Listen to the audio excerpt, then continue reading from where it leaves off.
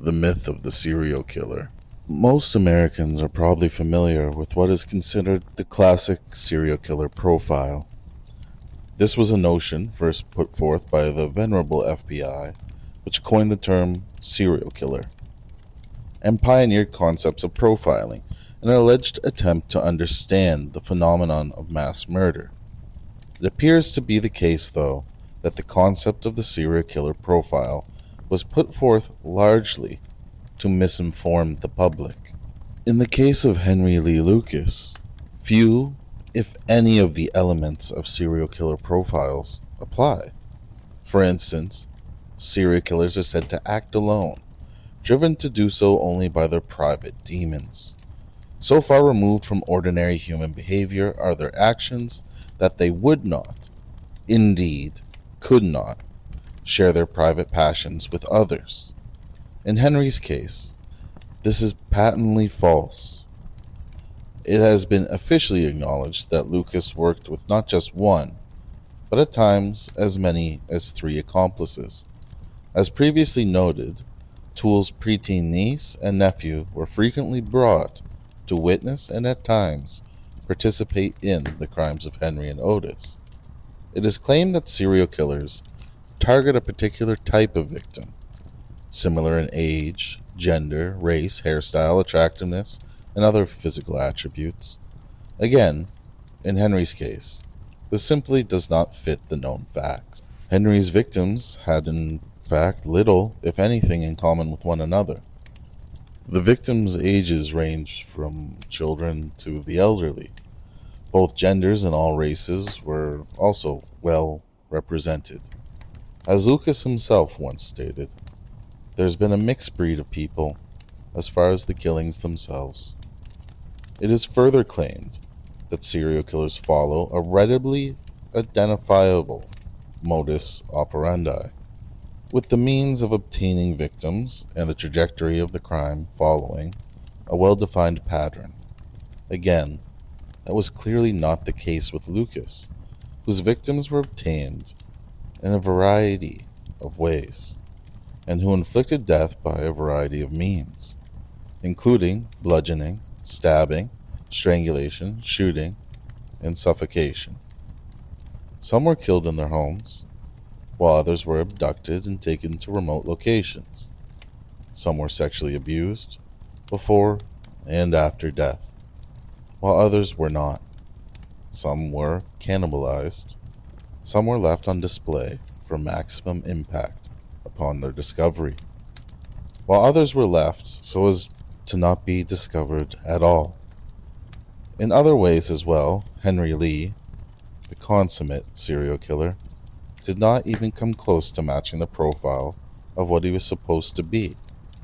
Strangely enough, though, perhaps the most remarkable aspect of the Henry Lee Lucas story is that it is just not remarkable at all. In reviewing the case histories of more than 24 other alleged serial killers, it becomes readily apparent that few, if any, fit the supposed profile. The victims of Rosende Ramirez, for instance, ranged in age from 21 to 88 years, with a mix of males and females. The cause of death varied as well, with most being bludgeoned, though one was shot in the head, another stabbed, and yet another had a pickaxe buried in her head.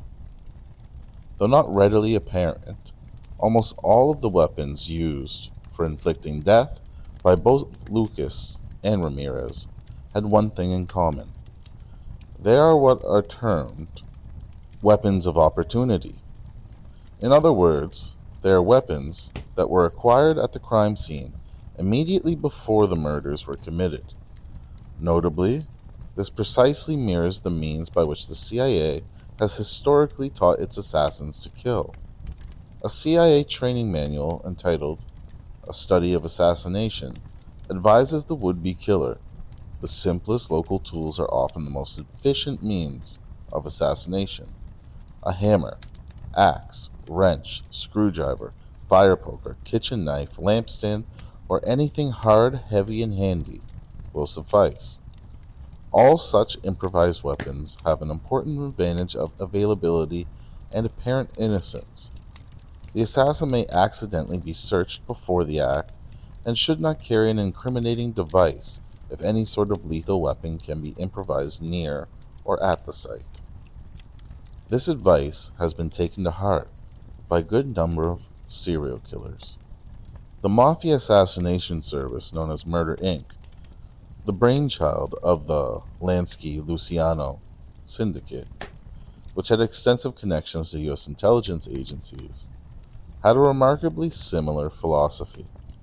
As J. Robert Nash notes in Bloodletters and Bad Men, like most of Murder Inc.'s assassinations, Pittsburgh Phil never carried a weapon in case the local police picked him up on suspicion. He would cast about, once he had selected his murder spot, for any tool handy that would do the job. It should probably be noted here, while we're on the subject, that the man identified as Pittsburgh Phil, whose real name was Harry Strauss, was credited with killing at least 500 people in this manner from the late 1920s through to the 1940s. This feat should put him near the top of any self-respecting serial killer list. Henry Lee recounts in The Hand of Death that his training by the Hand of Death cult followed the same time-honored tradition. Of course, the FBI assures us that satanic cults and satanic crime do not exist in modern-day America. To put this assertion in its proper context, however, it is important to remember that this is the very same FBI that during the reign of Murder Inc. and for several decades hereafter refused to acknowledge the existence of organized crime in America. It is also the same FBI that for years ignored and denied the resurgence of the Ku Klux Klan in the earlier part of the 20th century. The FBI, in other words, has a long history of denying the existence of indigenous groups devoted to terrorizing American society. Other than utilizing weapons of opportunity, the most common means by which a professional assassin carries out their contracts is with small caliber bullets fired at point blank range to the head, typically with either a 22 or 25 caliber handgun. Inflicting such a wound is quick, efficient, relatively quiet, reasonably clean, and most importantly, highly lethal. Contrary to conventional wisdom, a small caliber round to the head is more often fatal than a large caliber bullet, because the smaller projectile has enough velocity to make the initial penetration into the dense skull bones, but not enough to make an exit wound. Once inside the brain cavity, then, the slug will tend to ricochet around the curved inner bone surfaces, causing considerable damage to the brain in the process. A large caliber round, on the other hand, is much more likely to penetrate clean through the skull, making much more of a mess, though doing less damage to the brain. The smaller weapon, then, when fired from very close range, is much more efficient a killing device. Such weapons are also easily concealed, and are the easiest weapons to silence. And even without a silencer, the report from a 22 automatic is relatively quiet, especially to a generation raised on a steady diet of sensationalized and highly stylized violence in the media, where every gun sounds like a cannon. A small caliber gun report can easily be mistaken for any number of everyday big city sounds. There's another reason that these are often the weapons of choice for contract hits. Smaller caliber slugs, particularly those from a 22 caliber weapon, are virtually impossible to trace or to match to any particular gun. Literally, millions of 22 caliber weapons are in homes all across the country, and it is fast and far away the most popular mass-produced ammunition on the market. And a 22 caliber bullet that is punched through the skull and careened around the skull cavity is virtually guaranteed to to be deformed to such an extent that ballistics match will be impossible. Matching a flattened slug dug out of some victim's head to any particular gun then is something akin to finding the proverbial needle in the haystack. For this reason, and those previously cited, a small caliber contact wound to the head, usually to the side of the head, has long been the mark of a professional assassin. It is a most remarkable fact, then, that the vast majority of victims of the serial killers profiled herein were killed either by means of weapon of opportunity, or they were shot in the head with a small caliber weapon, execution style.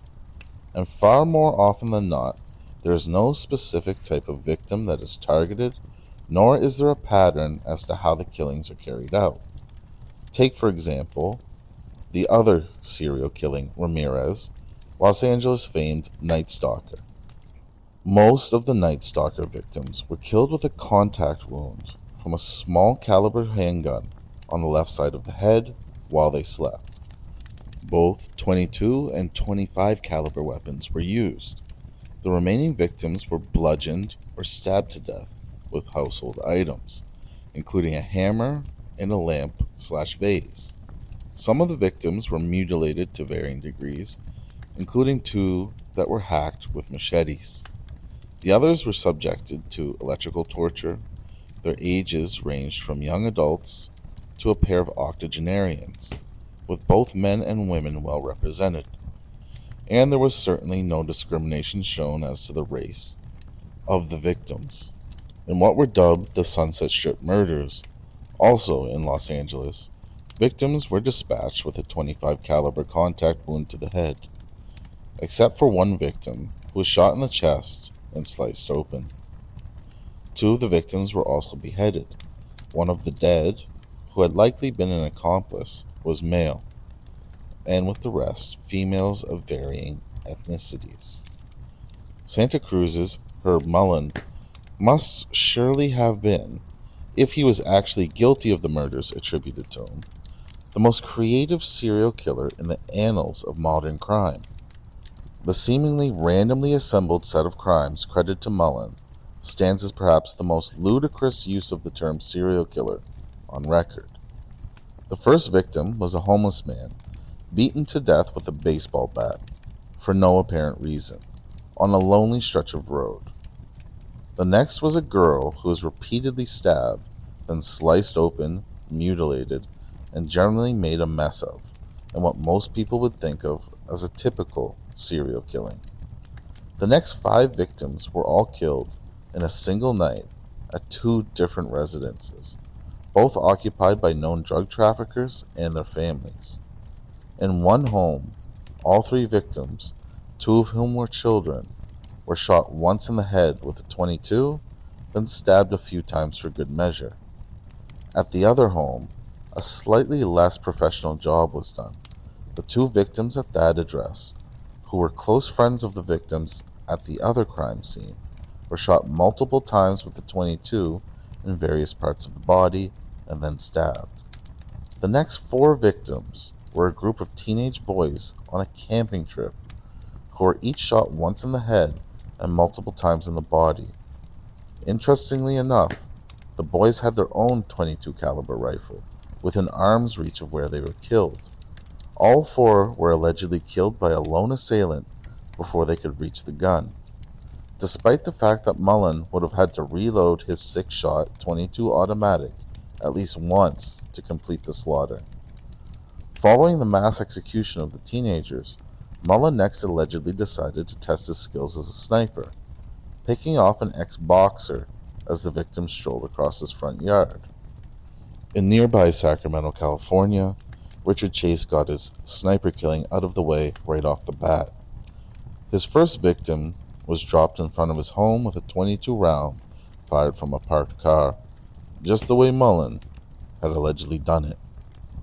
The rest of the Sacramento victims were killed with a .22 caliber contact wound to the left side of the head, sometimes followed by a second shot. Some were then mutilated.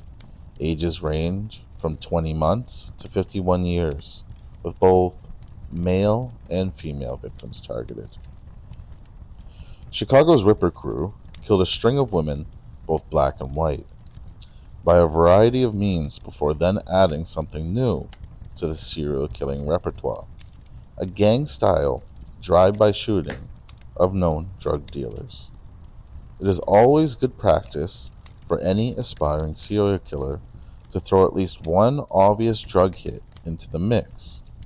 Charles Manson and Richard Ramirez understood that, as did various other serial killers, although such troublesome facts are often routinely ignored in most press accounts, lest anyone catch on that serial killings are not necessarily random acts of violence.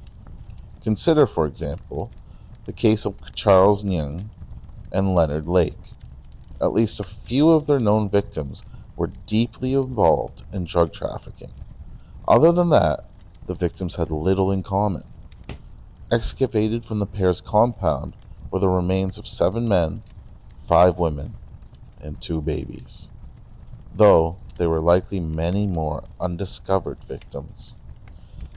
How the pair's victims were killed was impossible to determine, as was largely true of the cases of other killers who fall into the collectors category, including Jeffrey Dahmer, John Wayne Gacy, Bob Berdella, Gary Heidnik, and Herm Baumeister. In all these cases, all that remained of the unfortunate victims were various bones, and in some cases genitalia, internal organs, and slabs of flesh. It is within this group that the most consistency is shown in targeting of victims. The known victims of Gacy, Berdella, Baumeister, and Dahmer were all young men, frequently gay or bisexual men. Even so, there was not necessarily a specific victim profile in all these cases. Dahmer's victims, for instance, ranged in age from 14 to 31 and were of various races. Even in those cases where the alleged killer is given a catchy moniker that supposedly reflects a distinctive signature to the slayings, there is rarely a consistent MO that is followed. The victims of the Boston Strangler, for example, ranged in age from 19 to 75, were both black and white, and varied considerably in physical attractiveness. And they were not, contrary to popular methodology, all strangled in the same manner. In some cases, it was done manually, in others with ligatures acquired at the scene. In addition, some were stabbed, mutilated, or sexually assaulted as well. Most of them were left on display, though one was discreetly covered with a blanket. In the other strangler case, Los Angeles' Hillside Stranglers, victims ranged in age from 12 to 28 and varied considerably by height, weight, race, skin tone, and hair color. In addition to strangulation, various other techniques were utilized, including electrocution, lethal injection, and lethal gas, all methods improvised with materials at hand, and strangely enough, all methods used by the state to perform judicial executions. Then, Edmund Kemper was dubbed the co-ed killer. His victims were definitely not all co-eds. 2 of them were his grandparents, another was his mother, yet another several years too young to be a co-ed.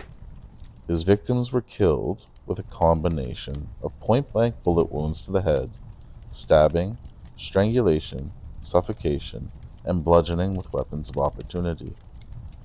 In the case of Ted Bundy, it is frequently claimed that all of his purported victims were remarkably similar in appearance. Many of the books chronicling Bundy's alleged exploits to reinforce this notion by including a carefully selected set of photos of the slain women who did resemble one another to a limited degree. Overall, though, the victims varied widely in height, weight, build, attractiveness, hair color, and style, and various other physical attributes. As for the manner in which they were abducted and killed, that is largely a matter of speculation. Many were never found, and those that were, frequently only the skull was recovered. In those cases where the cause of death could be determined, it was by means of weapons of opportunity. In the infamous attack at the Chi Omega sorority house, for instance, the crimes were committed with a club acquired immediately before entering the property. The Chi Omega bloodbath, by the way, was in marked contrast to Bundy's previous alleged crimes, which involved abductions and killing of single victims. This crime, instead, seemed to borrow heavily from the rampage allegedly perpetrated by Richard Speck. Bundy's final alleged murder before his capture, the killing of a 12-year-old child, also did not match his supposed modus operandi. As for Richard Speck, he showed no consistency by which his victims were killed, other than all died from wounds inflicted with weapons improvised at the scene. Death came by ways of various combinations of strangulation, stabbing, slashing of the throat, breaking of the neck. And so it goes for virtually all serial killer cases. New York's Son of Sam targeted men and women of various ages. Arthur Shawcross, the Genesee River Killer, killed 2 young children, 1 a boy, along with a string of women of various ages. Most were strangled and or bludgeoned with weapons acquired at the scene, though 1 was drowned. Most were mutilated, cannibalized, and sexually assaulted. The Gainesville Ripper, reportedly Danny Rolling, included 1 male among his 5 victims. All were stabbed, slashed to death, and some were posed, and 1 was beheaded. Finally, lest we forget, the Manson family's victims ranged in age from teenage Stephen Parent to middle-aged Lino LaBianca, and included men and women killed with various weapons, including a .22 caliber handgun. Clearly then, there are any number of serial killer cases in which there is no defining modus operandi, and in which the deceased didn't fit any kind of specific victim profile. In fact, it is difficult to find a case study of any serial killer who does leave a distinct signature at each crime scene. And what of the notion of the serial killer as a lone predator? Was Henry and Otis's partnership an aberration? Not at all. There are any number of serial killer cases where it is officially acknowledged that there is more than one perpetrator. The Manson family, of course, is probably the most well-known case of multiple perpetrator serial killing. Less well-known is the case of the Ripper crew in Chicago in the early 1980s. Described by authorities as a 4-man satanic cult, the Rippers, led by charismatic Robin Gecht, allegedly killed as many as 17 women in as many months. Then there's the case of Charles Young. Though Young was the one to stand for trial for the series of killings in Northern California, it is acknowledged that the crimes were committed with the assistance of Leonard Lake, who committed suicide upon his arrest. And evidence strongly suggests that others were involved as well, most notably Lake's ex-wife. Many other serial killers have worked in pairs, including the Hillside Strangler team of Kenneth Bianchi and Angelo Bueno. Working the same Los Angeles area turf just 1 year after the Stranglers were stopped was the team of Roy Norris and Lawrence Pliers Bittaker. And a few years after they were caught, the team of Douglas Clark and Carol Bundy was working the very same LA streets, committing a series of killings dubbed the Sunset Strip Murders. The year after they were caught, another serial killer took over the LA market, the notorious Night Stalker. Media coverage to the contrary, evidence in the case, clearly pointed to multiple perpetrators. It is also strongly suggested that some of the killings were contract hits. As implied earlier in this chapter, much the same can be said of the evidence in the Herb Mullen case. As will be seen as we take a more in-depth look at our illustrious roster of serial killers, evidence almost always indicates multiple assailants, with very few exceptions. That evidence is routinely ignored, or rather improbably explained away by law enforcement authorities and those who chronicle the exploits of high-profile killers. Maury Terry, as previously mentioned, has done an excellent job arguing the case that the Son of Sam killings were carried out by multiple cult members, despite the media portrait of David Berkowitz as the proverbial lone killer. Susan Kelly has likewise done a great job of exposing the Boston Strangler killings as the work of several killers. Even before the release of Kelly's The Boston Stranglers, there had long been speculation that the killings were not the work of one man. Most of the officials involved in the investigation, in fact, never believed that a single killer was responsible. Of the 8 members of the psychiatric panel convened to develop a profile, 7 believed that there were at least 2 perpetrators. Even in those cases that seemed to come closest to matching the classic serial killer profile, such as John Wayne Gacy and Jeffrey Dahmer, there is compelling case to be made that there were others involved. That evidence will be examined in later chapters. First, we will look to the cases of 2 high-profile alleged serial killer/mass murderers who are said to have acted alone. The first was a very recent case, that of Yosemite killer Gary Stayner. The other dates are all the way back to 1966, the year Richard Speck allegedly went berserk in a home filled with young nursing students in Chicago, becoming the first mass murderer of the television age.